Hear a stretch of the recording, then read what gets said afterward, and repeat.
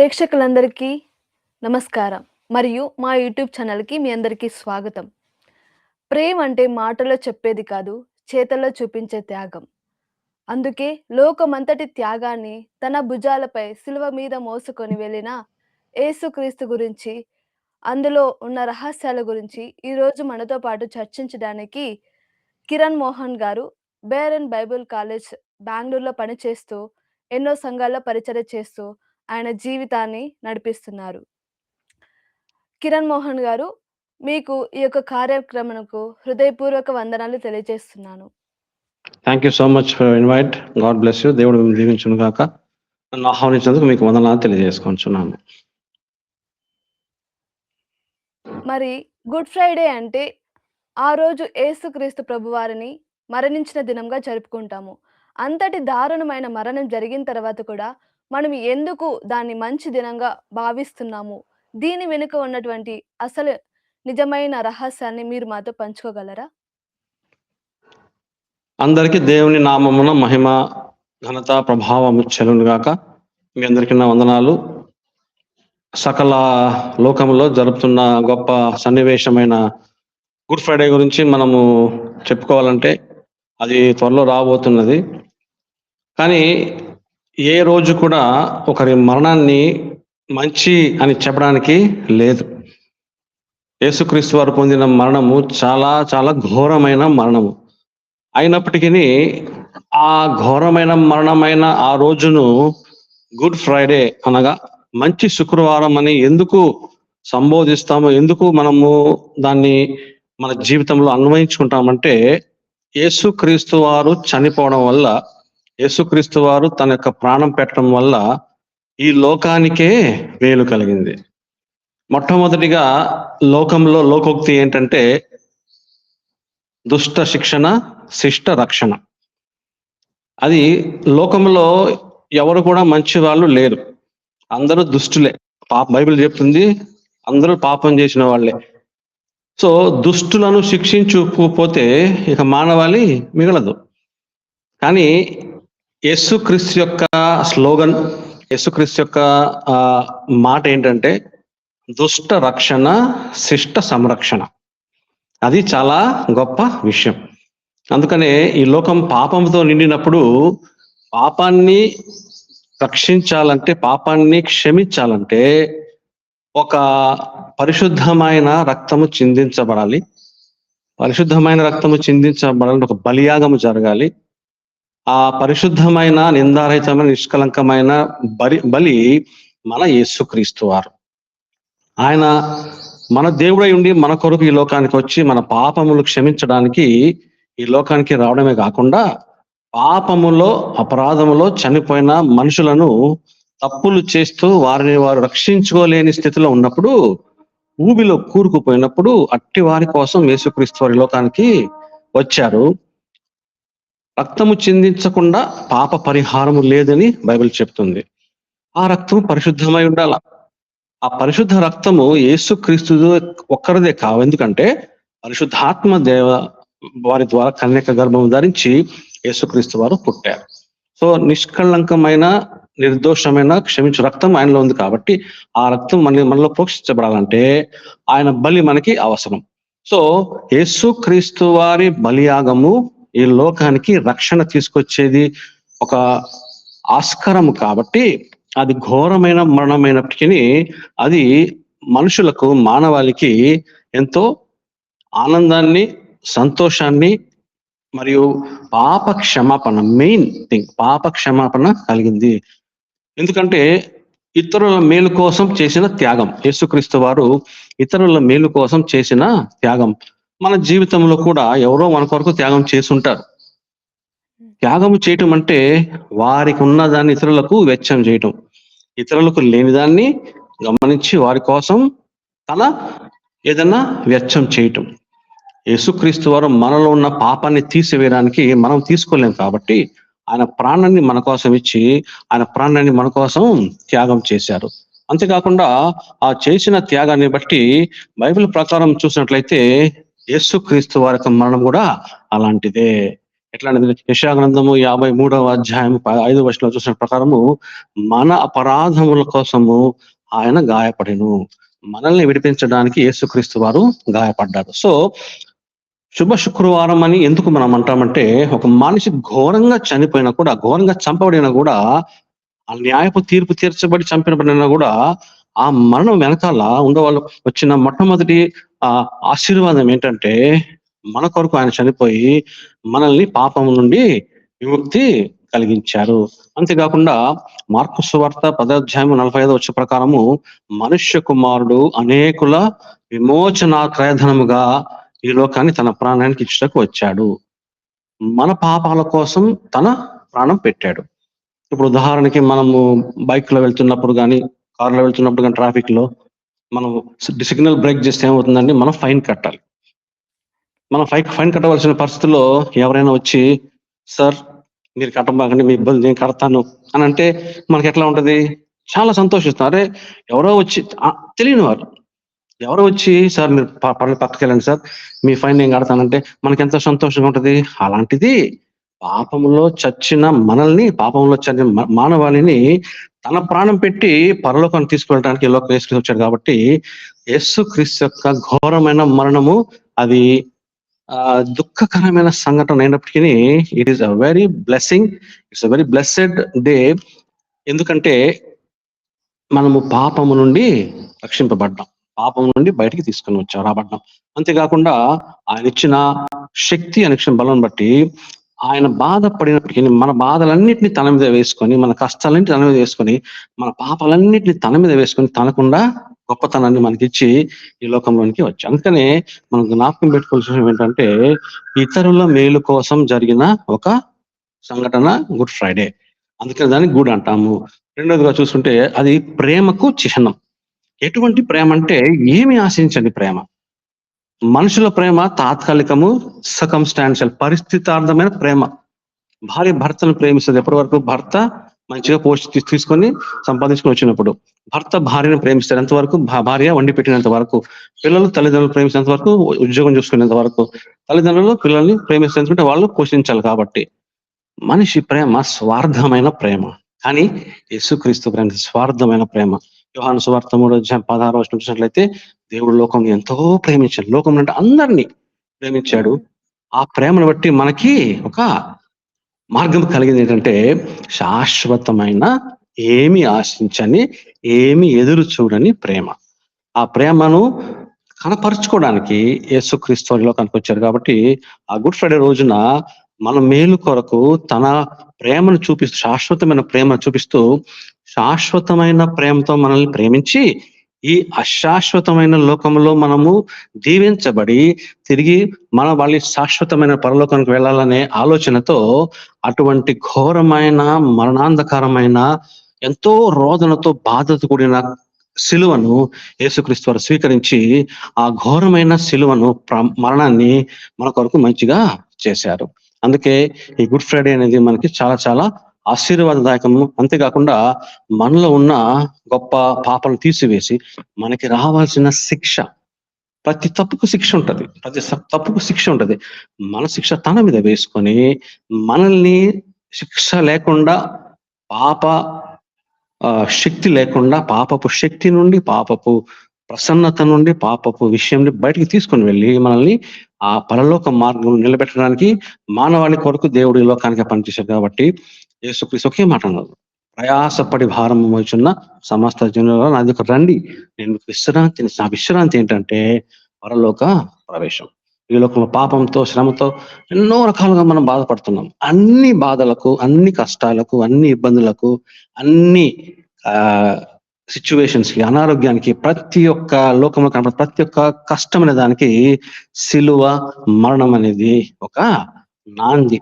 మనం యేసుక్రీస్తు యొక్క జీవితాన్ని పరలోకంలో జీవించడం. అందుకనే ఎంత ఘోర పాపమైన, ఎంత ఘోర మరణమైనా, ఎంత ఘోరాతి ఘోరమైన రక్తము చిందేంత, చివరి ఆఖరి బుట్టు రక్తము చిందేంత వరకు ఆ మరణాన్ని కూడా దాన్ని బ్యాడ్ అనాలి యాక్చువల్ గా. కానీ యేసుక్రీస్తు వారి యొక్క ఏమన్నా మనకు వచ్చిన లాభాన్ని బట్టి, ఆశీర్వాదాన్ని బట్టి అది గుడ్ అని అంటాం. అందుకని good Friday is very important. అవును. దేవుడు చాలా కరుణామయుడు, ప్రేమామయుడు అని చెప్పుకుంటాము. కేవలం హ్మ్. ఒక్క మాటతో మనల్ని క్షమించవచ్చు. అయినప్పటికీ ఆయన శరీరాన్నే త్యాగం చేసి ఉన్నాడు. ఎప్పుడో 2000 క్రితము జరిగిన ఈ త్యాగం ఈ రోజుల్లో సామాన్య మనుషుల తమ కష్టాల నుండి, తప్పుల నుండి బయటపడటానికి ఎలా ఉపయోగపడుతుంది? దేవుడు ప్రేమమయుడు అనడానికి మనకి బైబిల్ వాక్యం చెప్తుంది, అందరికి తెలుసు. కానీ ప్రేమలో 2 ఉంటాయమ్మా. ప్రేమలో 2 విషయాలుంటాయి. ఒకటేంటంటే తప్పుని ఎరుగుట, తప్పుని గమనించుట, ఆ తప్పుకి న్యాయం చేయుట. ఓకే. సో దేవుడు ప్రేమమయుడు అన్నప్పటికిని ఒక్క మాటతో ఒక మనిషి చేసిన తప్పులన్నిటినీ క్షమించి వేస్తే దేవుడు న్యాయవంతుడు అవడం. ఎందుకంటే పాపమునకు జీతము మరణము అని బైబిల్ చెప్తుంది కాబట్టి మనిషి చేసిన పాపానికి తాను చనిపోవాలి. మనిషి చేసిన పాపాలకు వాడు చనిపోవాలి. అంటే నేను చిన్నప్పుడు ఒక చిన్న అబద్ధం ఆడిన వెంటనే చనిపోవాలి. సృష్టించుకున్న సృష్టికర్త పాపం చేసిన వెంటనే చనిపోతే ఇంకా సృష్టి ఏం మిగులుతుంది?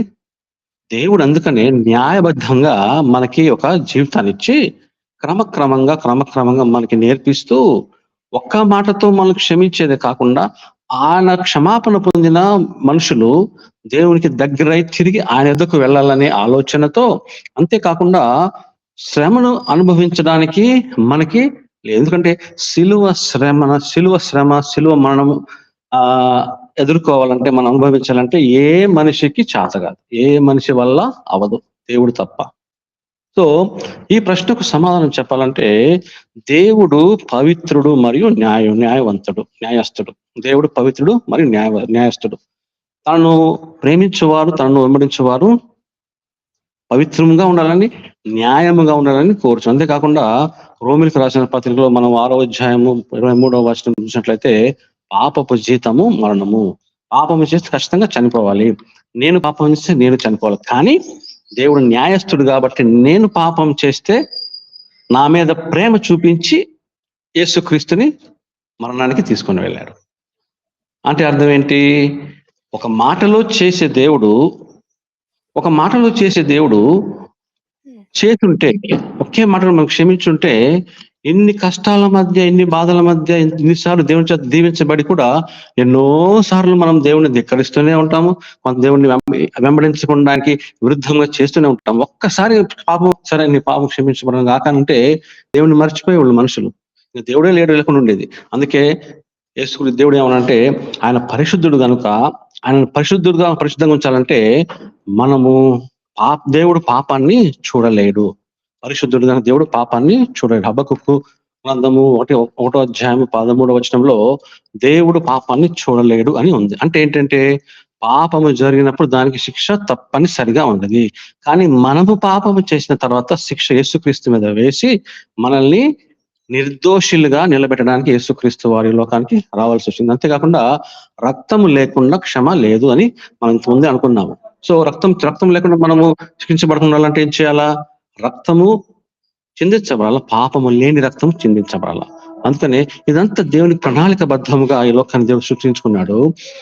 ఒక మాటను దేవుడికి క్షమించడానికి శక్తి ఉన్నది, కానీ ఆ మాటకు విలువ ఇచ్చే మనుషులు తగ్గిపోయారు. సో ఆ మాటను విలువిచ్చే మనుషుల కొరకు, ఇవ్వని మనుషుల కొరకు ఒక విలువైన యేసుక్రీస్తుని పంపించి ఆ బలి ద్వారా, ఆ క్రియ ద్వారా, రక్త ప్రోక్షణ ద్వారా హెబ్రీయులకు రాసిన పత్రిక 9వ అధ్యాయము 22వ వచనం ప్రకారము రక్తం చిందించకుండా క్షమాపణ లేదని చెప్పే విధానంగా చూసినట్లయితే, అలాంటి పాపికి ఈ లోకంలో రక్తం చిందించబడాలి. కాబట్టి యేసుక్రీస్తు వారు క్షమించుట, యేసుక్రీస్తు వారి మీద పాపము తన మీద తీసుకున్నాడు కాబట్టి ఆ శిక్ష వారి మీద పడి క్షమించుట చూపించి దేవుని యొక్క క్షమాగుణము, దేవుని యొక్క క్షమాపణ తత్వము ఈ యొక్క మార్గం ద్వారా మనకి తెలిసిందని మనం చూస్తుంటున్నాం. దేవుడు చాలా మంచివాడు. దేవుడు ప్రేమమయుడు. ఆ ప్రేమలో డిసిప్లిన్ ఉంది. ఆ ప్రేమలో క్రమశిక్షణ ఉంది. ఆ క్రమశిక్షణలోనికి మనం కనుక వచ్చినట్లయితే ఇప్పటికి మనము ఎప్పుడో నిర్మూలనం అయిపోయేవాళ్ళం. కానీ ఆ క్రమశిక్షణలోనికి యేసుక్రీస్తుని తీసుకుని వచ్చి యేసుక్రీస్తు ద్వారా మనకి రక్త ప్రోక్షణ కలిగించి ఆ మాట ద్వారా పాపానికి ధర చెల్లించాలి. ఆ ధర యేసుక్రీస్తు యొక్క రక్తం. రోమిలకు రాసిన పత్రిక వచ్చిన కదా, యేసుక్రీస్తు రక్తం ఏంటంట ఇట్ ఈస్ ర్యాన్సమ్, క్రయధనము. మనము చేసిన పాపాలకు క్రయధనం అర్పించాడు కాబట్టి అదంతా ప్రణాళికబద్ధం ఉంది కాబట్టి యేసు దేవుడు అట్లా చేయవలసి వచ్చింది. అంతేకాకుండా ఆ పాప క్షమాపణ ద్వారా మనకు రావాల్సిన శిక్షను దేవుడు యేసుక్రీస్తు తీసుకొని మనల్ని విడిపించిన విధానం మనం చూస్తుంటున్నాం. సో దేవుడు ఒక మాటలో చేయగలరు, దేవునికి అసాధ్యమైనది ఏమీ లేదు. కానీ దేవుడు చేసింది మనుషులు రిజెక్ట్ చేసి, దేవుడు చేసింది మనుషులు వ్యతిరేకంగా ఉండి విభజించుకుని తిరిగి ఐక్యత కలగాలంటే మళ్ళీ దేవుడే దిగి రావాల్సి వచ్చింది. యేసుక్రీస్తు వచ్చారు, మన కొరకు చనిపోయారు. ఆ ప్రేమ ద్వారా, ఆ యొక్క ఐక్యత ద్వారా మనకి పాప క్షమాపణ కలిగింది. అందుకని ఎంత ప్రేమమయుడైన శిక్ష అనేది గ్యారంటీ. కానీ ఇక్కడ మార్పు ఏంటంటే, మనము చేసిన పాపాలకి యేసుక్రీస్తుని శిక్షించి మనల్ని విడిపించారు. ఇది గొప్ప దేవుని యొక్క ప్రేమ. అవును. పాపమునకు ప్రాయశ్చిత్తంగా ఒక గొర్రె పిల్లనో, మేక పిల్లనో అర్పించవచ్చు. కానీ ఆయన తన శరీరాన్ని, తన జీవాన్నే త్యాగం చేసి ఉన్నారు. Yes, yes. అలాగే ఆయన చేసినటువంటి త్యాగాన్ని క్రైస్తవులుగా మనమందరము తెలుసుకొని ఉన్నాము. మన పాపములకు ప్రాయశ్చిత్తంగా మనమందరూ కూడా ఆయన్ని ఎరిగి ఉన్నాము. మరి ఇటువంటి సమయంలో గుడ్ ఫ్రైడే అంటే ఆయన చేసినటువంటి త్యాగము, ఆ యొక్క శిలువ మరణం గురించి అన్యజనులకి ఏ విధంగా మనం చెప్పగలము? యేసుక్రీస్తు యొక్క త్యాగం గురించి అన్ని జనులకు చెప్పాలంటే మొట్టమొదటిగా బైబిల్ ప్రకారంగా మనం చూసుకున్నట్లయితే సువార్త చెప్పాలి, ఫస్ట్ థింగ్. కానీ సువార్త కంటే ప్రాముఖ్యమైన ఒక ఆలోచన ఏంటంటే, ప్రతి క్రైస్తవుడు తన జీవితాన్ని సువార్త చేయాలి. అర్థమవుతుందమ్మా? Christian has to live the gospel, not act the gospel. సువార్తను నటించడం కాదు, కానీ సువార్తను జీవితంలో అన్వయించి చూపించాలి. ఇప్పుడు ఒక క్రైస్తవుని ఇతరులు క్రైస్తవేతరులు చూచినప్పుడు ఇతనిలో ఏదో తేడా ఉన్నది, ఇతనిలో ఏదో డిఫరెన్స్ ఉన్నది. మనలాగా లేడు ఇతను, మనలాగానే జీవిస్తున్నాడు, మనలాగానే సంపాదించుకుంటున్నాడు, మనలాగానే ఆఫీస్కి వెళ్తున్నాడు, మనలాగానే మంచి డబ్బులు సంపాదించుకుంటాడు. కానీ మనం చేస్తున్న తప్పులు చేయట్లేదే. See, gospel is not only through the Bible, it is important through the Bible. But before you preach the gospel from the Bible, you be the gospel. మన మాట, మన ప్రవర్తన, మన ఆలోచనలు, మన చేతలు, మన చూపులు, ఇతరులతో ఉన్న వైఖరి, we are the living gospels, walking gospels. క్రైస్తవ జీవితం అనేది అన్వయించబడ్డ సువార్థీకరణమైన ఒక జీవం. So when we live the gospel which we preach will match. So ఒక అన్యులకు, క్రైస్తవేతరులకు మనం వాక్యం చెప్పాలంటే మొట్టమొదటిగా నేను వాక్యాన్ని జీవించిన వాడై ఉండాలి. నేను మాట్లాడే వ్యక్తి నా గురించి ఈయన క్రైస్తవుని తెలిసి ఉండాలి. If I'm not living the gospel, if I share the gospel, there's no use, there's no fruit. అందుకనే యేసుక్రీస్తు వారు చెప్పిన మాట ఏంటంటే, మొట్టమొదట రక్షింపబడాలి, రక్షింపబడ్డ నేను రక్షణ కొనసాగించాలి. రక్షణ కొనసాగింపులోనే రక్షణ సువార్తలకు ఉన్నది. A person who is living the gospel, ఎవరైతే సువార్తను జీవిస్తున్నారో ఆ వ్యక్తి సువార్త చెప్పగలిగితే అది ఆశీర్వాదదాయకంగా ఉంటుంది. So the gospel we preach, the life we live must be matching ఉండాలి. అండ్ ప్లస్ ఏంటంటే, క్రైస్తవేతరులకు మనము క్రీస్తుని వివరించాలంతే. వారి గురించి, వాళ్ళ ధర్మం గురించి, వారి గురించి మనం అసలు ప్రశ్న కూడా మాట్లాడకూడదు. We have to just portray. సువార్త అంటే ఏంటి? Sharing Jesus where there is no Jesus. అంతే. సో మన పనికి సువార్త చెప్పాలంటే కేవలము యేసుక్రీస్తు వారి గురించిన సువార్త. సువార్త అంటే ఏంటమ్మా? యేసుక్రీస్తు యొక్క పరిశుద్ధమైన జన్మం, యేసుక్రీస్తు యొక్క పరిశుద్ధమైన జీవితం, యేసుక్రీస్తు యొక్క పరిశుద్ధం ఆశ్చర్యకరమైన మరణము, యేసుక్రీస్తు యొక్క విస్మయం ఉందే పునరుద్ధానము, యేసుక్రీస్తు యొక్క అందరూ చూస్తున్న ఆరోహణము, తర్వాత యేసుక్రీస్తు యొక్క రెండవ రాకడ. ఇది సువార్త. సో నా జీవితాన్ని ఆయన జన్మం ద్వారా నాకు పునర్జన్మ కలిగింది. ఆయన జీవితం నేను జీవించాలి. రెండోది, ఆయన పరిశుద్ధంగా జీవించాడు. సో పరిశుద్ధంగా జీవించిన దేవుడు మనల్ని ఏమంటాడు, నేను పరిశుద్ధుని గనుక మీరును పరిశుద్ధంగా జీవించండి అని జీవిస్తూ సువార్త చెప్పాలి. మూడోది, ఆయన మన కోసం మరణించాడు. మనము క్రైస్తవులము, మనం కూడా మరణించాము, బాప్తిస్మంలో మరణించాము. బాప్తిస్మంలో మరణించిన మనము క్రీస్తు జీవితం జీవించాల. తర్వాత ఆయన తిరిగి లేచాడు. బాప్తిస్మంలో మనం నీటిలో మునిగినప్పుడు చనిపోయాం, తిరిగి లేపినప్పుడు తిరిగి నూతన జీవంగా లేచాం. క్రీస్తునందున ఎవడైనాను క్రీస్తునందునలా అతను నూతన సృష్టిగా వచ్చాము. అప్పుడు ఆ దేవుడు తిరిగి లేచిన ఆ థర్డ్ రిజరక్షన్ రోజున మనము బాప్తిస్మల్ భూస్థాపన చేయబడి లేచాము. ఆ టైం నుండి ఏం చేయాలా, ఆ రెండవ రాకడ కొరకు సిద్ధపడే వరం ఉండాలి. సో ఈ 5 విషయాలు కనుక మనం క్రోడీకరించి వాళ్ళకి ప్లెయిన్ గాస్పల్ యేసుక్రీస్తు ఈ లోకానికి వచ్చారు. ప్రయాసపడి భారం మోయించిన సమస్త జనులారా నా దగ్గరకు రండి, అందరూ పాపం చేసిన వారే, మీరు గనక యేసుక్రీస్తుని నమ్ముకుంటే పరలోకానికి దేవుడు మీకు మార్గం చూపిస్తారని సింపుల్ గాస్పల్ మనం చెప్పగలిగితే ఇతర క్రైస్తవేతరులకు మనము దేవుని యొక్క మార్గాన్ని చూపించిన వరం అవుతుంది. నేనే మార్గమును సత్యమును జీవముని చెప్పారు. అది మనం జ్ఞాపకం చేసుకోవాలి. అంటే before preaching the gospel the person must be living the gospel. ఆ రెండు మ్యాచ్ అయితే ఖచ్చితంగా క్రైస్తవేతరులకు ఆ డిఫరెన్స్ అనేది తెలిసి వారు కూడా రక్షణలోకి వస్తారు. చాలా చక్కగా చెప్పారు కిరణ్ గారు. మనము సువార్తను తెలుసుకోవడమే కాదు, అందులో జీవించాలి.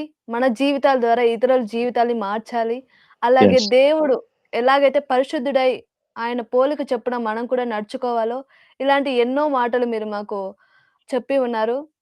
అలాగే ఇప్పుడున్నటువంటి యూత్‌కి మనము ఏ విధంగా సువార్తను చేపట్టాలి అనేది కూడా మీరు మంచిగా చెప్పి ఉన్నారు.